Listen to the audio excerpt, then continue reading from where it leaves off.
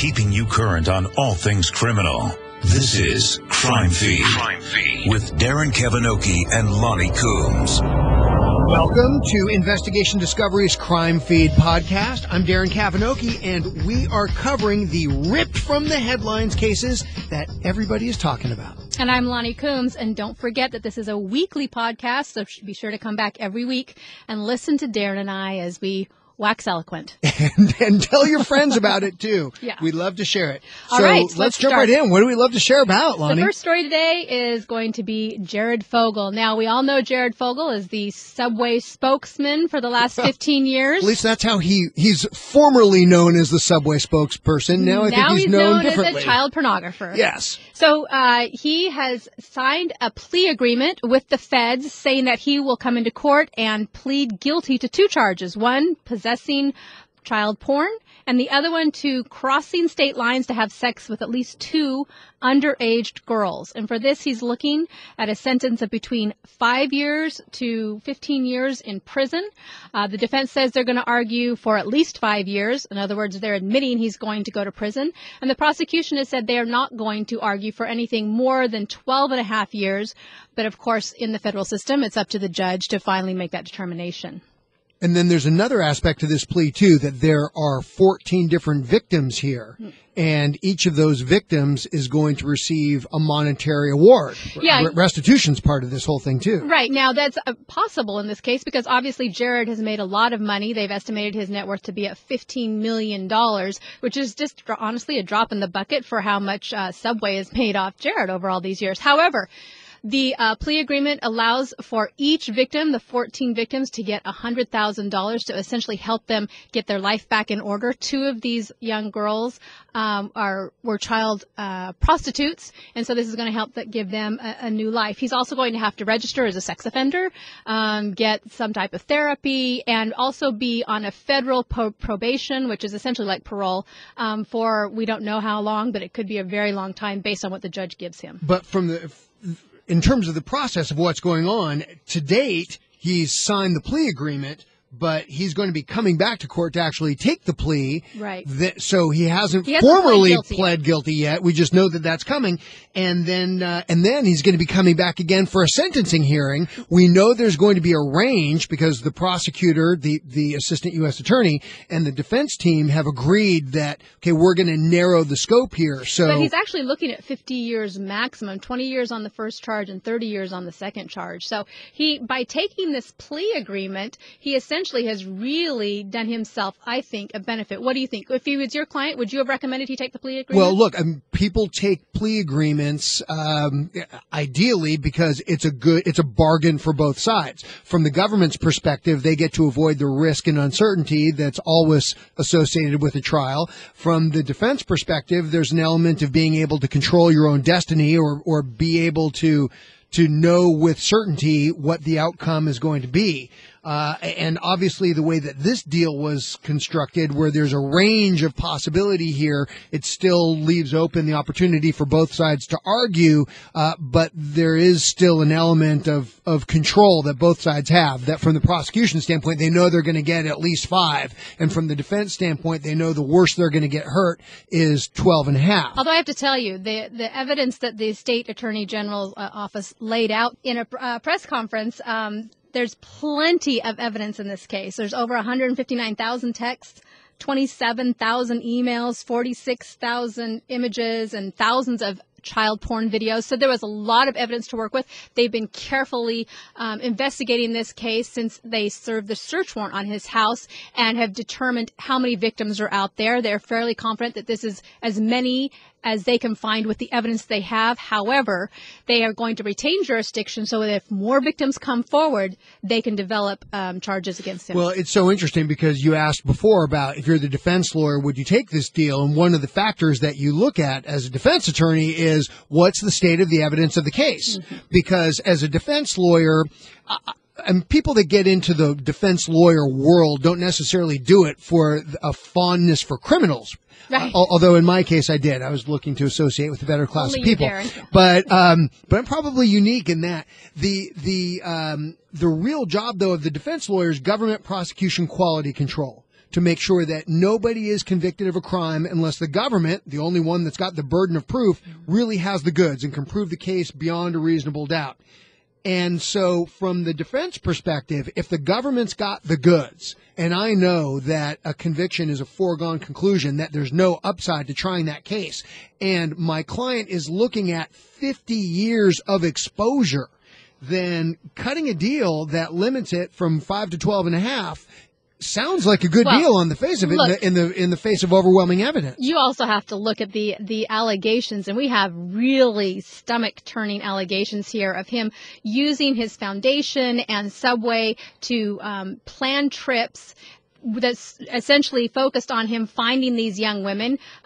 The allegations of him going to New York and going to places like the Plaza and the Ritz-Carlton and having sex, paying for sex with child prostitutes, and then telling them, hey, if you can find me a younger child prostitute, I'd take 16, but I prefer younger, I'll give you a finder's fee. He would even have, allegedly, sexual... I don't know if it's allegedly anymore, but yes. Sexual encounters with adult prostitutes just so that he could say now, and he did that so he could prove to himself that they weren't undercover law enforcement. And then he would say, hey, can you find me underage prostitutes?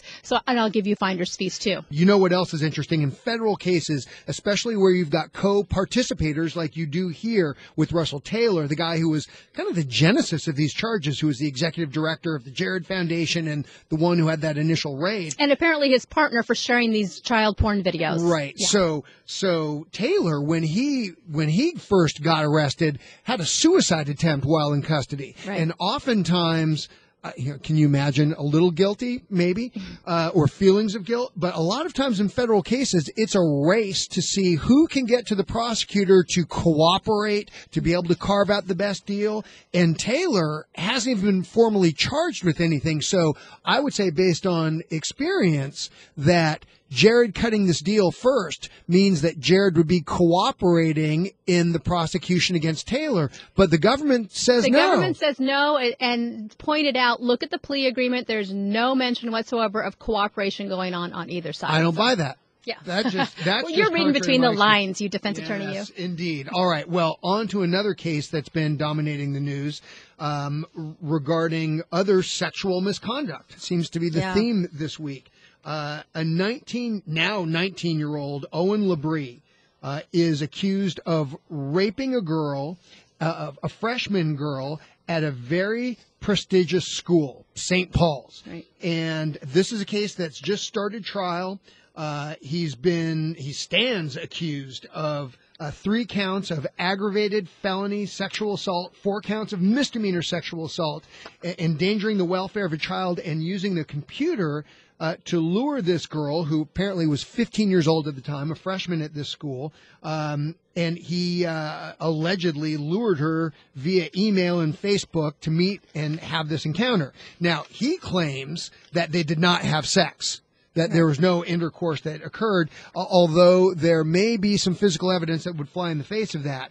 But a laceration found by the school nurse. Right? Exactly. So, but what's come out about all of this, and this is a school that's produced a prestigious alumni, and now what's coming out is that this activity is something that they call a senior salute, and using the air quotes here. Mm-hmm.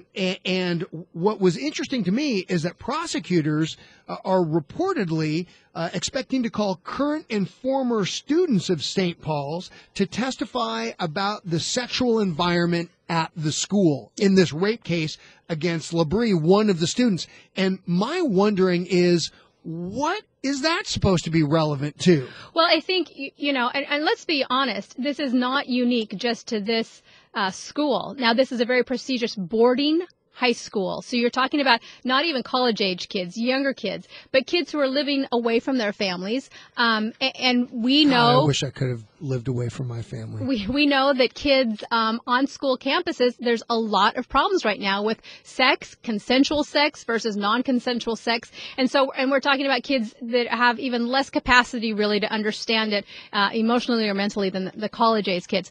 But the prosecution is bringing in the school through this senior salute to kind of say, look, not only did the school know about it, not only was this pervasive in the culture, but essentially this was the mindset. This was the intent that this young man had. It wasn't that he was just going up to, like, show her the sights and kiss or whatever. He was doing the senior salute, which is essentially where the seniors could, just before graduation, they bring have this culmination event. Right, exactly. Now, it's interesting because the definition of the activities considered a senior salute varies depending on who you talk to. Some say, well, it was just, kissing, cuddling, and other people say it was sexual intercourse. What's interesting, though, here is that the defendant actually came in and allegedly gave a statement to the police without an attorney present, and he laid all of this out. He talked about a senior salute. He said, yeah, well, I know about that. That's been around the school forever. In fact, that wasn't what was going on here. He acknowledged he knew the senior salute, but he denied that that's what this was. He said not only was it not a senior salute, but that the school has taken efforts to stamp that out, that it's unhealthy. He's a prefect at his dorm, meaning that as a senior, he had the authority to enforce discipline. And he said, as part of that, I took training on consensual sex and date rape, and I knew what was right and what was wrong, and there's no way I would have done that. However, he said, even though this wasn't a senior salute, quote unquote, he said that there was an ongoing scoreboard amongst the senior guys where they were trying to see who could have the highest number of conquests by the end of the year, and that they used to keep a list of this behind the washer dryer in their dorm. And because the school kept coming and painting over it, knowledge to the school perhaps, they finally moved it to online, and that he was in the process of trying to win this competition. That's so interesting. So here he was in this position as a prefect where he's enforcing the morality and the rules of the school. Yes. And I would think that the prosecutors are going to use the fact that he would know such a thing was wrong and did nothing to prevent it, to report these people to the school, but in fact he was part of it, trying to win the contest. That's the kind of betrayal of duty that they're going to use against him. But I still can't get over this idea of the prosecutor as a tactic, putting the school on trial for this senior salute, this hypersexualization, whatever's going on.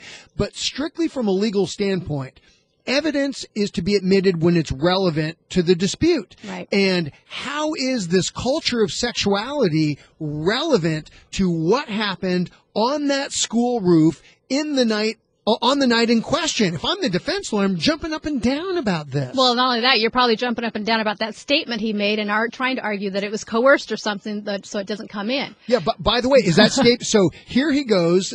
Before charges were filed, before he was under arrest, when he catches wind that there's this investigation going down, he goes down to the police, gives a statement to them. Is that statement admissible? That's a good question. I mean, he went through a lot of detail, and if he wasn't coerced, most likely it could be. Depends, was he under arrest? Was he under investigation? Obviously. He didn't have an attorney. He's 18, 19 years old, a smart kid. He was supposed to go to Harvard, and study, divinity. Yes. However, he apparently didn't actually enroll after all of this happened. So if the statement is admissible, though, felony stupid to go down there? Well, I know if he had you as an attorney, there's no way he ever would. And honestly, for any statement that I've heard, this goes into so much detail. He clearly felt very comfortable talking to the police about all of this. Where he stopped short is he said we were making out. He even admits to, putting a condom on, but he says, I stopped. I got, kind of enlightened, and I stopped before we went too far, before we actually had intercourse. So he says they stopped. And, there's text messages back and forth between this young woman and young man talking about, meeting. Hooking up, and first she says, no, I don't want to go. And then he gets a friend of hers to say, vouch for him, essentially. So they do go. And then afterwards there's talk, too, where they seem to be getting along just fine. And then all of a sudden there's a question about, he asks her, hey, did you use birth control? I think we're still okay because I put the condom on halfway through. So even by his own text, it kind of shows he thinks they had sex. Okay, but so this culture of sexuality at the school and putting the school on trial for the senior salute and all of the stuff that's been going on there, I think it's a thorny issue on the criminal side, arguably irrelevant to what happened on the night in question on the criminal side, but is it a thorny issue for them in other ways? Yeah, what is the duty that the school has to protect their students? Specifically the females. Now we're talking about a civil lawsuit, right? Now we're not talking about this criminal case, but is there civil liability? That is, could the school get sued for the misdeeds of some of the students? And I think now the culture of hypersexuality and the senior salute. Now all of this is highly relevant to the school being on notice about activity that's going on, and especially in a boarding school environment, I would argue, if I'm a plaintiff's lawyer, that you've got a school where the students are particularly susceptible or at particular risk for this kind of activity to go on. And if the school knew about it because they have this long-standing history of the senior salute or the scoreboard that is being painted over, which, as you point out, Loni, shows that somebody was put on notice about people keeping score of these conquests. Now they've got a big problem. And let's also remember that in the context of a civil lawsuit over money, it's a very different standard of proof. Right, lower standard of proof. That's right. When people are accused of a crime in a criminal matter, the prosecution can't win unless they prove each and every element of the case beyond a reasonable doubt. And in a civil case, it's just preponderance of the evidence, right? Just tipping the scale. And apparently all of those witnesses that are going to come in and testify for the prosecution, in this case, laying out that they knew about this senior salute, that it was part of the culture, they'll be able to use those people in the civil lawsuit. Just pull their witness list from this case. Criminal liability for the school? You're a prosecutor now. Are you going after the school criminally? That's a tough one. That's a tough one. But you know what? It really depends on what evidence comes out. And I think we're going to see a lot of the evidence, potential evidence in this case against the young man. Yeah. This is one definitely to stay tuned to. And I think people in social media are very keyed into it. By the way, for those of you who have opinions about this case, please be sure to hit us up on Twitter and, at Darren Kavinoky would be fine. Of course, you can reach out to @ID CrimeFeed if you want to talk about this, and we'd love to hear from you. But another story about responsibility and who owns what responsibility, this one involving Uber. Uber has now been sued a couple of times, once out of Dallas, Texas. There's a lawsuit against Uber for failing to check the background of a driver who assaulted and raped a passenger, and another case in South Carolina involving a driver who notably is also a 6th grade teacher, shaping young hearts and minds, who is accused of attacking and sexually assaulting an intoxicated female passenger. And then shoving her out of the taxi, and she gets hit by a car. I mean, come on, to add insult to injury. So the lawsuits are predictably against the deep pocket in these situations, which is not the bad guy, generally speaking. It is, unless you've got a Robert Durst or some other case with a fantastically rich criminal defendant, you want to find somebody else to sue when you're suing for money. And in this case, the place to go is Uber. But what do you think about this, Loni? Are these people going to be successful against Uber? Well, this is not the only time that Uber's been sued. They're being sued multiple times. There's a lot of people trying to take down Uber. And it's interesting. Got a lot of taxi cab drivers who want to take down Uber. Actually, right. And taxi cab companies, because Uber's kind of come on, Uber, and then there's some other ones, Lyft and things, who are using that have been disruptive to that entire industry. Right. Now, it's interesting. If you go to Uber's website, they actually put right in there on the contract that any user, any passenger signs, and agrees to before they start using the service. There's all sorts of disclaimers. They say, and it's all big in big capital letters, so you can, you can't miss it. It says that Uber shall not be liable for any indirect, incidental, special, exemplary, punitive, or consequential damages, including lost profits, lost data, personal injury, or property damage, blah, blah, blah, blah. And then it says... Blah, blah, blah. Yes, go on. Right. And then it says... and then there's another disclaimer that says Uber does not guarantee the quality, suitability, safety, or ability of the third-party providers. That means the drivers. Okay, did you hear that? The quality, the suitability, or the safety. You agree that the entire risk arising out of your use of these services and any service or good requested in connection thereof remains solely with you. Okay, but check this out, Loni. ID addicts are a rare breed. They're a smart group who would read and understand that language. So I'm not talking to you ID addicts, but everybody else in the world. Come on, who's going to, number one, who reads that stuff? I mean, these one-way contracts, by the way, they're called contracts of adhesion, and they're basically contracts that are thrust upon you when you pull into a parking structure and it says, this contract limits our liability. Read it. And you can't negotiate that contract with anybody. And once you take that parking ticket, you're deemed to have accepted all of the terms, right. Just like this, just like people click in the box that says, yes, I agree, send me the damn car. Just like with the Apple iTunes controversy that came up recently where people are just clicking I accept. Nobody's reading that stuff. And so I think there's a really good legal issue about whether and under what circumstances these contracts of adhesion are really enforceable. Yeah, so I don't think they're necessarily winning the lawsuits based on that, but they are winning their lawsuits based on other things. And there is an attorney in San Francisco named Chris Dolan who's actually representing a family of a woman who was in her crosswalk and was hit, she and her children, and her 6-year-old daughter was actually killed by an Uber driver. Yeah.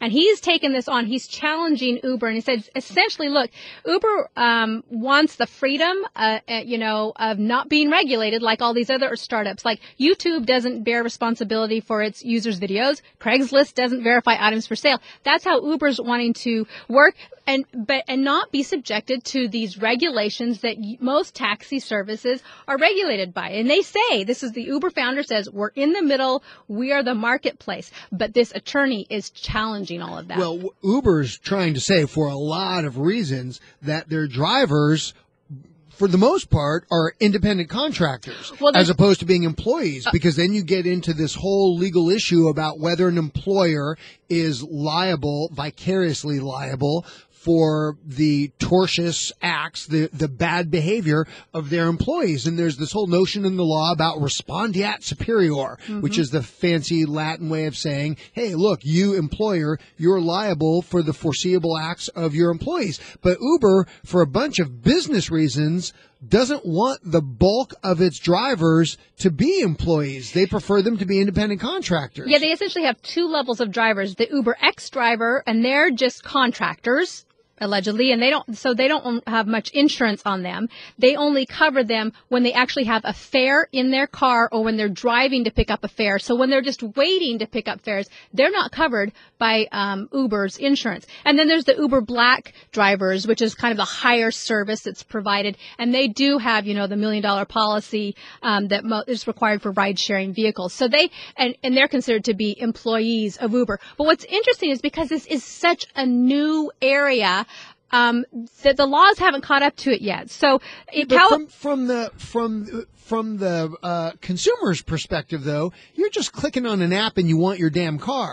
And there may be a rate difference from the consumer's perspective. Right. There may be a difference in fare between the black car and the Uber X or these different levels. But I'm not thinking about it as a consumer other than how much am I willing to pay or how fancy of a car do I want. Exactly. And that's why the law needs to catch up. Uber was clearly a disruptive force in the taxi industry and has enjoyed phenomenal business success as a result. And it's one more example of the law lagging behind societal advances. And by the way, that's not a new thing. That's been happening for as long as there's been law and societal advances. But even more so now with all the technology, and it's changing so fast. You bet. So, by the way, Loni, can I ask a question? Sure. Do you have any cases you're keeping an eye on? You bet I am. You know me so well, Darren. So I am watching the Ashley Madison case. Oh, my God. You and several million other people. Yes. Not for a personal reason for me. I'm sure for other people personally. Oh, I'm sure it's a bitter disappointment for people in Ashley Madison.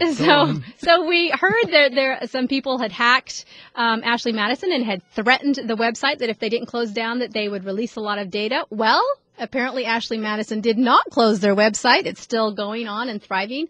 And so the data was released. It was released on the dark web using, it was accessible only by a specialized browser. Well, Ashley Madison released their own data? No, the hackers. The hackers did this data dump. And of course, it didn't take very long for mainstream website people to go on the dark web and pull up all this data and start interpreting it. Now, supposedly it's massive amounts of data. I got to interrupt you for a second. This dark web that you speak of. Yes. Is my name? No. I don't know. The dark web. The dark. A lot of people didn't know about the dark web until there was a very prominent case about Silk Road. Which was basically like an Amazon for everything illegal that you might want to buy, whether it was a pound of opium poppies or submachine guns. But you could only get on this using a specialized browser called Tor, T-O-R. And how long did it take you to download that to your computer? I was going to ask you if you had it or not. I don't have it. However, that's the same browser that you need to get to this Ashley Madison data. Okay. However, if you wait long enough, it's going to be republished on mainline Someone's going to get a hold of it. So they actually have it. They're doing it little by little, but there's so much data they have to go through. But allegedly, there's 36 million accounts, email accounts, and they're listing the names, the credit card information, the sexual preferences, the street addresses. And as they're slowly digging through all this data, they're seeing email addresses that go to high-profile corporations, to universities, to the military. So what I'm keeping an eye on... Subway sandwiches? Is Jared there? No, I don't know. No, they're too old for him. Yeah. I'm keeping an eye on this because there's going to be so many potential lawsuits coming out of this. One, for divorce, states where there's a fault divorce, you can have a fault divorce. This could be giving grounds to people for filing divorce. Other marital misconduct, if they spent money, marital money on these things. Spoliation of marital assets. Yeah. Yeah, that's the least of those of the problems there. But something more serious, too, is if there's military men in this or women, infidelity is grounds for a court-martial and a dishonorable discharge. So there could be a lot of fallout besides just embarrassment, a lot of legal work coming out of this one. Yes, I guess that's the good news that lawyers will work. I'm stunned about the number that there were 36 million, because the population in the United States is something around 300 million. And that includes, by the way, a lot of kids and people that have no interest in being on Ashley Madison. And so when you think about the percentage of the population that would suggest that are active on that website, not a happy commentary about the state of the American marriage not good. What are you keeping your eye on, Darren?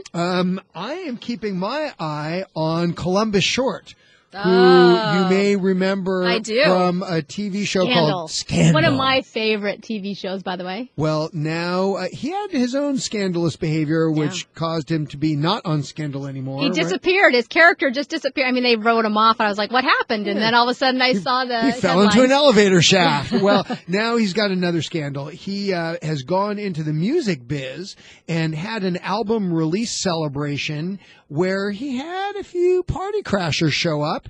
They were bounty hunters and sheriff's deputies who were there to arrest him.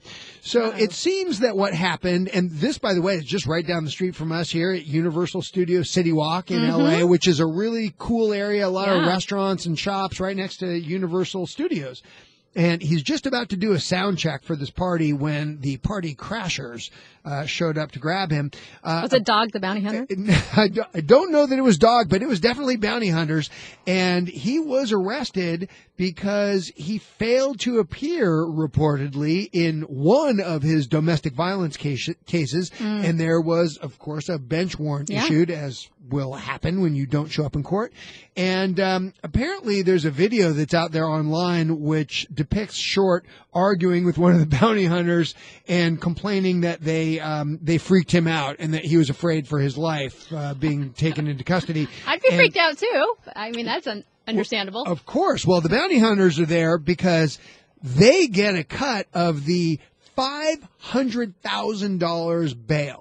That sounds high. $500,000? $500,000 bail is what's being reported that's out there. And what's so interesting is when people are arrested and they use the services of a bail bondsman, the bail bondsman is on the hook for that money if the person fails to appear. So they have a strong incentive, especially here where you've got $500,000 in play, to send the bounty hunters out there to find them. It's the only way that they don't get tagged for that $500,000 in this case. And bounty hunters, for people to know, they get a percentage of the money that they save. And usually it's 10-20%. So this could be a $50,000 to $100,000 windfall for that for the bounty hunter. So, that's why they were probably so happy to find him. Indeed. Now, I will say that a rep for Columbus Short has stated that his arrest was not due to an outstanding warrant, that this is a citizen's arrest as the result of an issue between Mr. Short and his bail bondsman.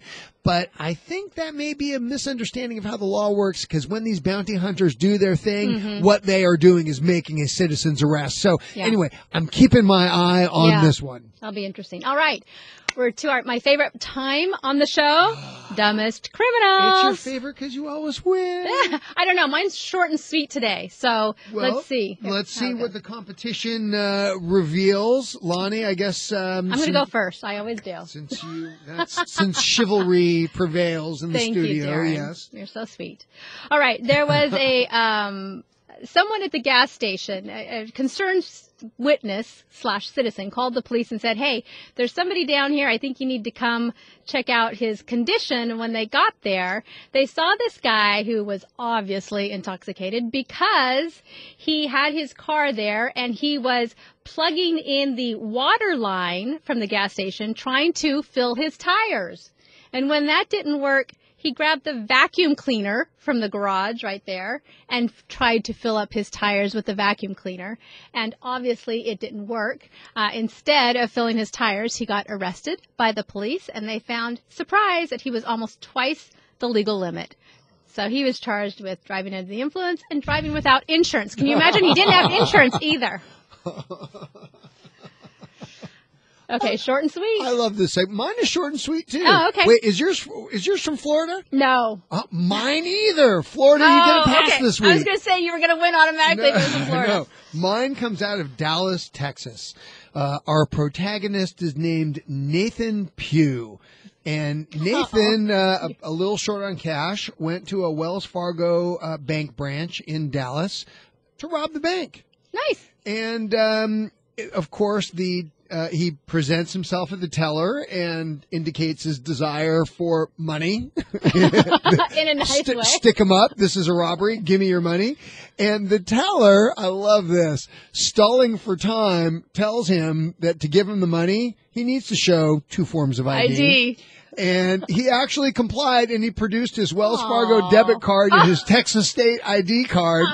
Now, in fairness, the teller did give him $800. Wow. But, but he got caught. I was going to say, did he get out of the bank with that $800? Oh, and by the way, he was already on parole for 2 former robberies. No! He had not improved at all from his prior robberies. Apparently, he had not learned his lesson. Oh, wow. So, I don't know. I guess we'll have to see who wins this one. Darren, I think you won. I'm hoping so. I'm going to high-five you right now. It would be the won. first. But ultimately, I think it's the audience who gets to determine via their votes at ID CrimeFeed, and please use the hashtags CrimeFeed Podcast and the hashtag Dumbest Criminals. Yes, and tell us what you think.